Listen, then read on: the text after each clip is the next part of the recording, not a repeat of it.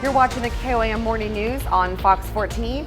Right now at 7, a hospital in Missouri and Kansas are in hot water with federal authorities after they say they broke the law. Also, a group looks to preserve a cemetery in its history. And we've got ourselves another chilly start today, but a little bit warmer this afternoon. We'll continue to warm up and we will eventually see rain chances. We'll take a look at all of that in your forecast coming up. The 4 states' most watched news starts now. Thanks for joining us for the KOAM Morning News on Fox 14. I'm Carrie Worthen. Authorities searching for 2 missing teens in Oklahoma found 7 bodies, including those of the girls. The sheriff in Moline County, Oklahoma, confirmed the bodies of 14-year-old Ivy Webster and 16-year-old Brittany Brewer were found. Authorities also found the body of 39-year-old Jesse McFadden on the same property. He was scheduled to go to trial today for soliciting sexual conduct with a minor and possession of juvenile pornography. There is no word yet on the identities of the other 4 victims. A Missouri man learns his sentence for his role in the death of a woman, who authorities say was kept in a cage and dismembered. 60-year-old James Phelps will spend life in prison without parole. He entered an Alford plea to first-degree murder, kidnapping, and abandonment of a corpse in the death of 33-year-old Cassie Rainwater. Timothy Norton is also charged in the case. He faces the same charges and has a hearing tomorrow. Federal authorities say 2 hospitals that denied a Joplin woman an emergency abortion broke the law. An investigation covered Freeman Health System in Joplin and the University of Kansas Hospital in Kansas City, Kansas. They say last August, the hospitals refused to provide an abortion to Melissa Farmer. Her water broke early at 17 weeks of pregnancy.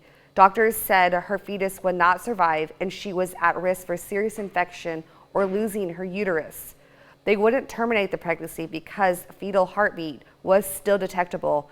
Federal law requires doctors to treat patients in emergency situations and trumps those state laws. You can learn more about the investigation and Melissa Farmer's story on our website at KOAMnewsnow.com. We've got another chilly start for us across the 4 states, but we have that sunshine back again. MoDOT camera, 20th and Range line, showing us how bright it is. Same with the KDOT camera at 69 and 400 just south of Pittsburgh. But what it doesn't show us is how cool it is. So even though we've got this beautiful sunrise this morning, it is still chilly. We're sitting at 43 in Joplin with calm winds right now, but those winds will pick up again a little bit later this morning. Looking around the area, we got 43 Iola, Chanute, 38 Parsons, 39 Chautauqua, Miami, and 43 Neosho and Carthage. As we go through our day, still have that elevated fire danger out there with winds starting to gust upwards of 20, maybe an occasional gust to 25. Otherwise, sunny, a bit warmer into the upper 50s by late morning and a bit warmer this afternoon. So we hang on to sunny skies across the area, mid to upper 60s. Some of us maybe even into the lower 70s. And as we go into the evening hours, we will remain clear. Overnight, the winds calm down again, and we'll see temperatures back to another chilly lower 40-degree reading. We'll be a little warmer tomorrow, 70, partly cloudy. Got thunderstorm chances increasing as we go into Thursday and into Friday morning. Temperatures mid-60s Thursday, but once the storms clear Friday, we warm pretty quickly into the lower 80s. We will hang on to the 80s for the next several days as well. Best day for outdoor activities is Saturday, 85, and then we have more much-needed rain chances in the form of some scattered storms Sunday, Monday, Tuesday, and Wednesday next week. Again, temperatures lower 80s, and of course our overnight lows will start to warm up as well and be a little more manageable. Carrie? Thanks, Chris. A Missouri group is fighting to keep and preserve old cemeteries that serve as a final resting place of veterans and elderly individuals. Not forgotten, Barton County, Missouri Cemeteries has made it their mission to protect and maintain Missouri's cemeteries, particularly those that have fallen into despair and neglect. The group focuses on cemeteries that are at least 50 years old, with a significant number of veterans or other notable individuals buried there. There's some that's been bulldozed in Barton County and Crawford County. Then there's some that's people used it for animals, like pasture for like cows and different things, and the animals have just destroyed the cemetery, the headstones, and people just don't take care of them. There are 33 abandoned cemeteries in Barton and Crawford County. Park workers at Lamar City Park walked in on a disgusting scene in the park's bathroom. Mud and dirt on the walls, tattered tissue on the floor, soap dispenser in the toilet, all for the park workers to clean up. The park workers usually spend an hour cleaning the bathrooms, but this mess took half the day to clean. Parks and Rec wants to remind you, as the warmer days arrive, a clean park is the city's pride. We just take a lot of pride, and I know our city takes a lot of pride in our parks, so we want to do everything that we can to keep it as nice as possible for all the users of the park. There's a whole lot to do in our park without having to vandalize the bathrooms. Due to the labor and cost to clean up the vandalism, the park workers have to put off other things like getting the pool ready for summer days. Coming up, Charlene Patton comes on by to show us how to make some chicken tacos just in time for Cinco de Mayo. And later, 2 teens drive a World War II tank to prom. Yeah, you heard that, Ryan. You're watching the KOAM Morning News on Fox 14. We'll be right back. But first, we got another live look from Carterville.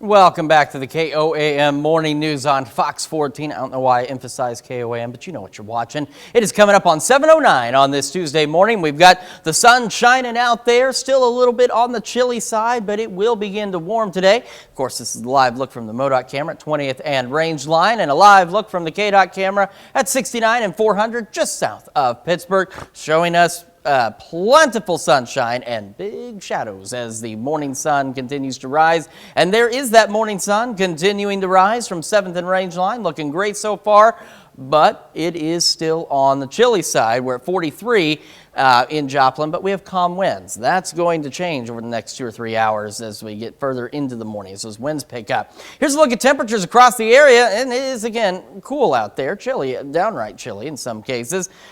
39, Miami, Chetopa, 38 in Parsons, 45 in Pittsburgh, 44 Fort Scott, we have 43 Chanute, 43 Neosho, Carthage, Lamar, 44 Nevada, and 42 in Monette as we get our Tuesday started. We have the elevated fire danger today. Can't emphasize that enough, just like yesterday, but the winds are a pinch calmer than yesterday. They're gusts up to 20 miles an hour and maybe an occasional gust to 25. Aside from that, we're going to be sunny and we're going to be a little bit warmer as we head through the late morning into the upper 50s.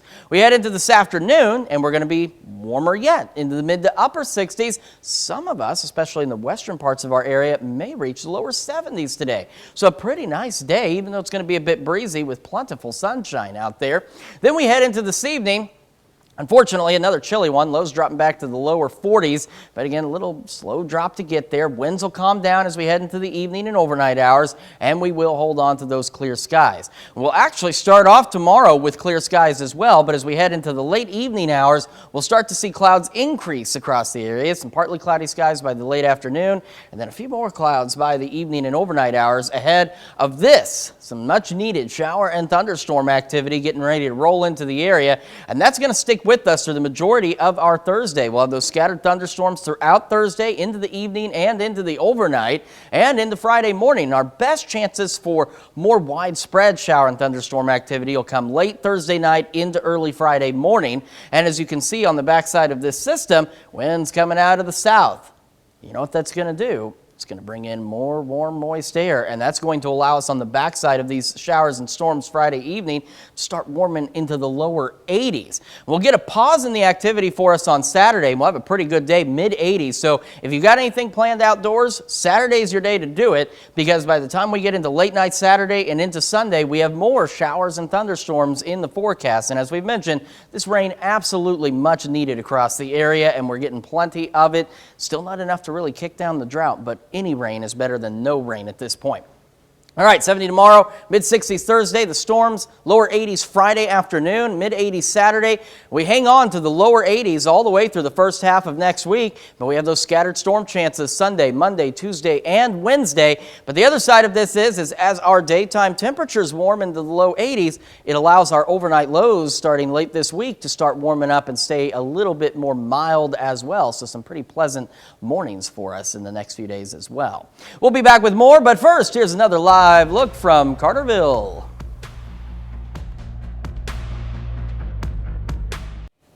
Riding to the prom in a limo has long been a favorite for high schoolers attending the big dance. But how about going there in a tank? Yes, a tank.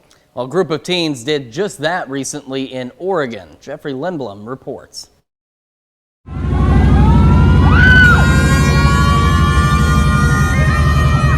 Woke up and I was just ready to go. We've been going back and forth about how nervous, but still just super hyped up that we are about it. Sherman Bynum fell in love with tanks. Described as a bit of a random kid, he got the idea to ride to his junior prom in one. Soon after, he stumbled across Steve Greenberg, who just so happens to have one in Portland, and said it would cost about $1,000. I'm Sherman. And I'm Sam. And I have a question for you. Are you a student at Campus High School? And if so, have you ever just wanted to see a live tank? He and his best friend Sam Tatro did a TikTok, made a GoFundMe. Fast forward, here they are with Steve, who shares Sherman's passion. I've been collecting this since high school, and I'm now 65. If it wasn't for tanks and the guys that drove them and worked on them and fought with them during World War II, we wouldn't be standing here talking right now. Sherman says compared to a typical prom ride, their tires are much better. We don't like normal very much. He says he wouldn't dare be caught in something like a sports car or limo. Instead, a tank, armed with friends by his side and one proud mom. I never thought he'd pull it off, and here we are. He's even got an escort from Portland's own Unipiper. Bagpipes, Star Wars, and flames. On his 40th birthday, he's happy to be involved too. Making sure that Portland stays the place where people can be who they are. So we've got Unipiper, friends, and family. Sherman's got it all, including a date. He asked me with a sign that said I'd be thankful to take you to prom with me, and it was perfect. Sherman says this started off as one big old joke. If you see a GoFundMe for a tank, share it. But wound up proving a point he holds near and dear. Sherman, are you happy? Heck yeah. Live your life to the fullest. Do whatever you want. That's what it's all about. That was awesome. Yes. I'd like to drive to work in a tank. Maybe go to a news story in a tank. We need a KOAM tank. We do need a KOAM That's tank. what we need. We need a chopper and a tank. Yeah. That's what we need. Forget the regular van. We'll just go to a tank. I think that would be more awesome. Yeah, with helmets that say KOAM on them. Yes, absolutely. Yes. Well, we'll see what we can do about that. We'll talk about it. We'll have more news and weather right after this. Welcome back to the KOAM Morning News on Fox 14. Joining us in studio for almost Cinco de Mayo. That's right. Is the lovely Charlene Patton. And even though it's not Cinco de Mayo, you've made it here on Taco Tuesday, and you happen to have the perfect recipe for us. It's perfect, isn't it? It works out all the time. And tacos are great anytime, really. You They don't need sure to be are. Tuesday. And this is a heart-healthy recipe. It was a winner in the Kansas State Fair Heart-Healthy Recipe Contest. Okay. I'll let you tell who won this recipe. Yeah, it looks like Denise Pounds from Hutchinson, Kansas submitted this award-winning recipe. And she got first place, and Okay. you're going to see why. There's several steps to this recipe, so we're going to get started with the dressing that actually goes on it. I'm going to start with the taco seasoning. You can use one package of taco seasoning, and then I'm going to let you add these ingredients. Some lemon juice, or lime juice. Did I say lemon? It's lime. Lime juice, Lime okay. juice, All that's right. right. Vegetable oil, which is our soybean product. We'll add that. And then I put these ingredients together here. We have honey in there. We have some Worcestershire sauce. Okay. And some soy sauce. Okay, mix that all together. You'll see how nice that makes it a mixture. And then what you do with this is these are soy chicken breaded nuggets. You Okay. can find them in the frozen food section. You'll want to get a breaded one. They're already ready to go in the oven, but before they go in the oven, take a pastry brush and brush. I take about 2 tablespoons out of this. And Okay. brush it with that, and then follow the directions on the package. And then when they come out, just drizzle them a little bit more. This we're going to use for another recipe then. So we Okay. took 2 tablespoons out, and then I am going to let you make your taco. She has a flour tortilla taco. She suggested folding it slightly, putting it in your toaster to toast it. So Okay. that's why you've got that. You can take your soy chicken there and fill it up however you want. And then the other part of the recipe she suggested was putting on some, this is Monterey Jack cheese. And then she has 2 different kind of salsas there. I'll let you put that on your cheese. This is what a ranch dressing that you mix with the equal amounts of ranch and salsa. Okay. So I've already mixed it for you, and you can I've got a spoon there for you, and you can put that on. Okay. And then this is a mixture of tomatoes and onions. I think we've got some cilantro in there and some jalapeno peppers. And you can put on what you want of that. And she says use whatever portions your family likes. It's got a little lime juice and a little salt. Okay. Now, how does that look? It's looking pretty good I so think it far. does too. You never have enough chicken or cheese. Exactly. There we go. All right. And so we've got a display over here. Next week, we're going to do the other part of her recipe that is a Southwest bean salad that goes with it. But congratulations to her. Yeah, absolutely. This is an amazing recipe. So Charlene, real quick, where can folks go if they would like this recipe or more information on other recipes this month? They can go to kansassoybeans.org or call our 800 number 877-KS-SOYBEAN. All right. And of course, we'll have this information at KOAMnewsnow.com. We'll be back with more of the KOAM Morning News right after this. The 4 states' most watched news starts now. Welcome back to the KOAM Morning News on Fox 14. It's currently 7:26. On Monday, Missouri Governor Mike Parsons announced grants from more than 100 Missouri schools aimed at improving safety measures. That includes security upgrades, bleeding control kits, and automatic external defibrillators. Several local schools are receiving funds. Carthage and Webb City schools districts are both receiving $400,000. East Newton and Seneca will both get $200,000. Lamar School District is getting $150,000, and just under $100,000 is going to Sarcoxy. On Monday, Carthage Immediate School began measures of academic progress testing. Statewide MAP testing in Missouri measures how well students acquire the skill and knowledge described in the Missouri Learning Standards. Officials with the district say the school has conducted training for teachers to ensure the administrator the tests correctly and set up testing rooms according to protocol. They have access to them and they can practice with them. The teachers also, like we specifically target our Missouri Learning Standards, which is what the MAP test assesses us on. So we make sure that our students are prepared. We don't want them to be surprised by anything. The district says state testing is important for measuring student learning throughout the year. It can help teachers plan for future instructions that meets their students' strengths and weaknesses. Mercy is expanding its healthcare footprint in southeast Kansas. Mercy announced the acquisition of 2 primary care clinics in Pittsburgh. The healthcare provider bought the practices of Dr. Jacqueline Arinder and Dr. Holly Crankston. Both clinics will stay in their current locations on South Tucker Terrace and Mount Carmel Place. All providers and staff were offered the chance to become Mercy coworkers. The acquisition becomes official and final on May 22nd.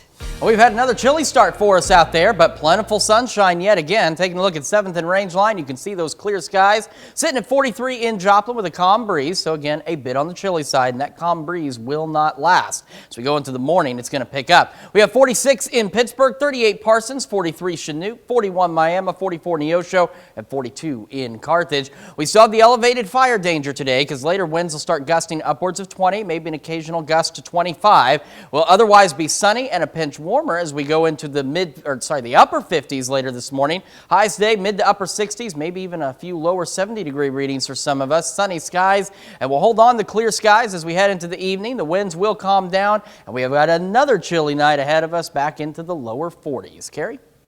An old car gets its spot back in Joplin. The 64 Corvette has accompanying murals in the Route 66 Mural Park in downtown Joplin since 2013.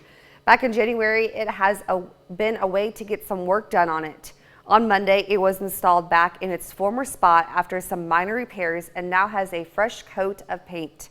Back in 2013, when we put Mural Park in there, we were looking for things to get people to stop on Route 66, spend more time downtown, spend more time in Joplin, and it's proven to be that. It's a very valuable asset for us.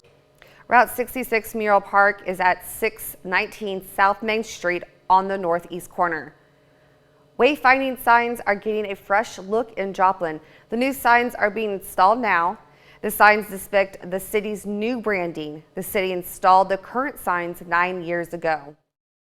And the wayfinding system is designed to get our folks staying in hotels to various attractions in town, like Joe Becker Stadium, the sports complex, the downtown district, the retail shopping areas. It is designed to help them get around the community.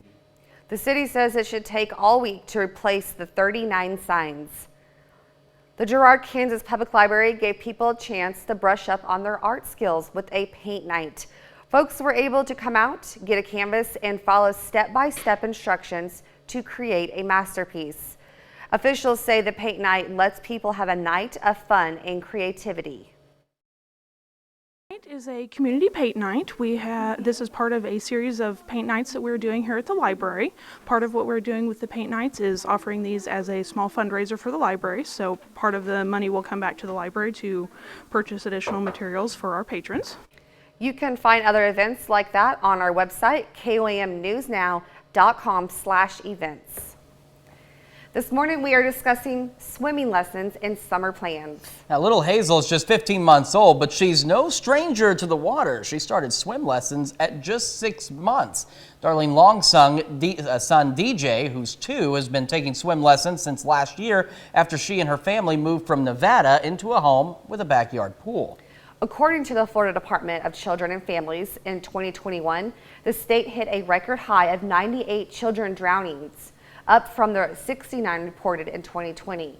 The department says most of the deaths occurred in Central Florida, with the average age being 3 years old. And of course, that means that you've got to be extra safe with your summer plans. So what are you safely planning to do this summer? So far, 11% of you are going to go swimming or learn a new skill or work. I'm in that 11%. Another 11% of you are going to travel. 22% of you say you'll do something that's not on our list.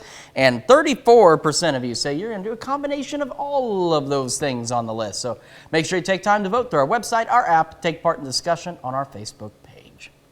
Okay, that's a look at our top news stories coming up on this half hour on the KOAM Morning News. One of the biggest names in the 70s folk rock passes away at the age of 84 years old.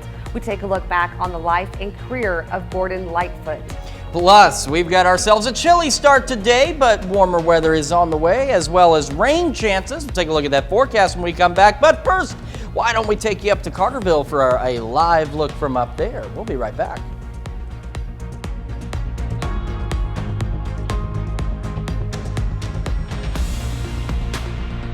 '70s has died at the age of 84. Lightfoot's publicist confirms to CBS News the legendary artist died in Toronto Monday night of natural causes. Michael George takes a look back at his life and legacy.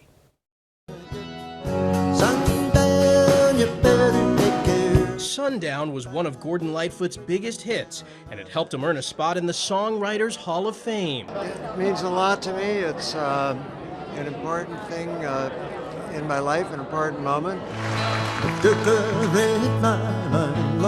Lightfoot looked back on writing another memorable hit, If You Could Read My Mind. My life has been a bit of a roller coaster.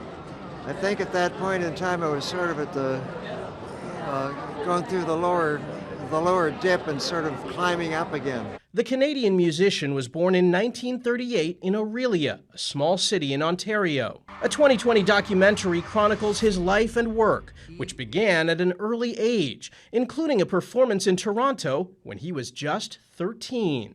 In the early 60s, Lightfoot began to make a name for himself, and by the 70s, his distinctive voice and powerful storytelling became familiar to millions. Lightfoot's legacy includes the haunting ballad Wreck of the Edmund Fitzgerald. The nearly 6-minute song honors dozens of crew members who died after a freighter carrying iron ore sank in Lake Superior during a storm in 1975. Lightfoot battled alcohol abuse during his career, but kept making music in the decades that followed, with many fans considering him one of Canada's greatest songwriters. Michael George, CBS News. On his 80th birthday in 2018, Lightfoot celebrated the milestone with a sold-out benefit show in his hometown. Before he began his 90-minute set, the audience sang a rendition of Happy Birthday. Excellent songwriter and excellent songs. Great storytelling for sure. We're taking a live look at the MoDOT camera at 20th and Rangeline. It is sunny, and a moment ago you may have noticed it's wobbling a bit as the winds begin to pick up. We'll talk about those gusty winds, the warmer weather, and the rain chances when we come back.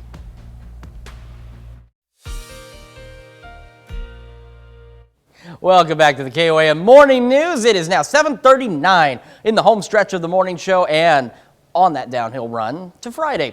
MoDOT camera 20th and Rangeline. You can see it weaving back and forth a little bit there in the wind, and that is because those gusts are going to be picking up. KDOT camera 69 and 400. It's a little sturdier because it's not zoomed in all the way like the one at 20th and Rangeline, but the breeze is starting to pick up a bit out there. We've got those clear skies. Temperatures slowly starting to warm. We're up to 47 in Job. Feels like 42 with a north-northwest breeze at 10. We still have that elevated fire danger today, which we'll get to in a moment. We've got 45 in Fort Scott, Iola, 43 Chinook, 42 Chetopa, 41 Miami, 42 Carthage, and we got 38 in Parsons. A little cooler out there. With that elevated fire danger again today, it's winds gusting up to 20, possibly a couple of gusts up to 25, so not as much as yesterday, but still breezy. No outdoor burning today. Outside of the wind, we're going to be sunny and a bit warmer, upper 50s as we head into late morning. And we go into the afternoon. Nice day, mid to upper 60s, maybe even some lower 70s out there. Sunny skies and a little bit on the breezy side. My nose won't stop itching. I apologize. And we'll have clear skies as we head into this evening. Winds will calm down. We drop back down into the lower 40s, so another chilly night. And a couple more of those to get through before it starts to really warm up. 70 tomorrow, increasing clouds in the evening. Mid-60s Thursday, thunderstorm chances, and those carry into Friday morning. After they clear out, though, we get on the backside. Warm air kicks in, and we're in the low 80s. Mid-80s Saturday, mostly sunny. If you've got something to do, Saturday's your day to do it. Get out there and enjoy it because we got more much-needed rain coming in Sunday, Monday, Tuesday, and Wednesday of next week with scattered thunderstorm chances and temperatures, though, remaining warm into the lower 80s, and our overnight lows starting Thursday night, much more manageable, much better, and a lot less chilly. That's Check Your Forecast. Now here's Carrie with a check of Consumer Watch. At Consumer Watch this morning, the global workforce will be hit with the massive disruptions over the next 5 years. That's according to a report from the World Economic Forum released Sunday. The WEF says weakening economy and adoption of technologies are the cause for the coming disruptions. They say employers will create 69 million new jobs by 2027, but they'll also eliminate 83 million positions. That's about 2% of the current jobs. It's a new look for some popular fruit snacks. General Mills has updated the packaging on some of its iconic brands, Fruit Roll-Ups, Fruit by the Foot, and Gushers. It's been 8 years since the company changed the packaging. The company says the new designs feature bold and vibrant colors, and they celebrate a new generation of teenagers and young adults. General Mills is the largest maker of fruit snacks in the United States. Hollywood writers are officially on strike The work stoppage is likely to shut down production on the most television shows and could push back the return of many programs in the fall. It comes as 15,000 American airline pilots voted to authorize a strike as they demand better pay and more predictable schedules in their contract negotiations. A crucial week for U.S. economy as both Wall Street and Americans look to Federal Reserve for some clarity. The Fed has the options to pause for issues in the 10 consecutive interest rates hike aimed at lowering inflation. So, what does it mean for your finances? Cole Higgins has a closer look. Weighing another potential interest rate hike amid mixed inflation data and growing banking turmoil as another bank fails. The Federal Reserve is meeting this week to decide next steps to tame stubborn inflation. They need to get that down to their target, which is 2%.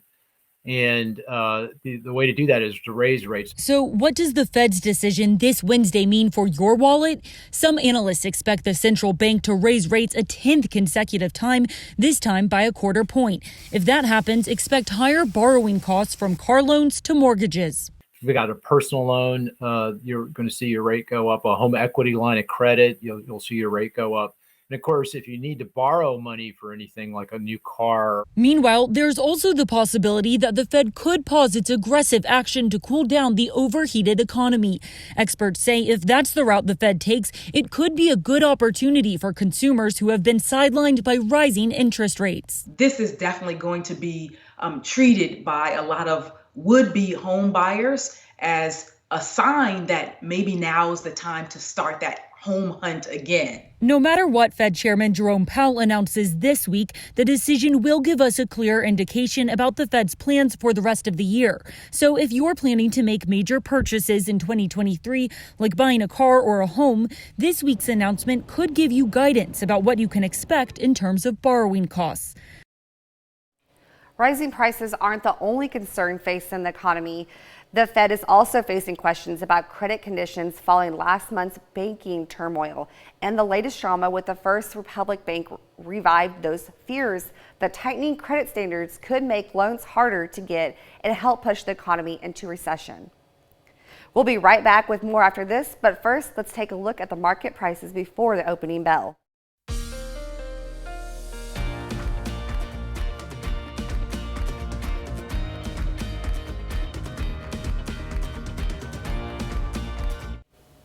A California man with Down syndrome has become a viral sensation for his basketball skills. Tyler Cajano took on the sport as a way to cope with the COVID-19 pandemic. And now his ability to shoot three-pointers is shining a light on man who helped him perfect his skills. Michelle Guile brings us their heartwarming story. That's all you do. For Tyler Cajano and Eli Goldstein, the basketball court is where the magic happens. Bingo. There you go, bud. Good shot. The 30-year-old Orange County man with Down syndrome is nonverbal. During the pandemic, Tyler's parents began witnessing outbursts, so Eli was hired full-time. First as a caregiver, but soon he became Tyler's fitness coach, basketball buddy, and enthusiastic cheerleader. Incredible, dude. When we started playing more ball, he's gotten so much better, right, bud? You're chasing the rebounds, you're sprinting all over the court. So much more agile than he used to be. He's down 45 pounds. Shooting hoops was always a passion for Tyler, and when he throws the ball, you can't help but notice his upper body strength. Bingo. Yeah, let me see. Big shot, big shot, big shot. But it's Eli who is certified as an adaptive special needs trainer who helped this young man take it to the next level. You got it, my man. You got it. You got it. Eli Goldstein first posted videos of Tyler shooting three-pointers last Halloween. It got 3 million views. On Instagram, this duo is known as Strong and Able.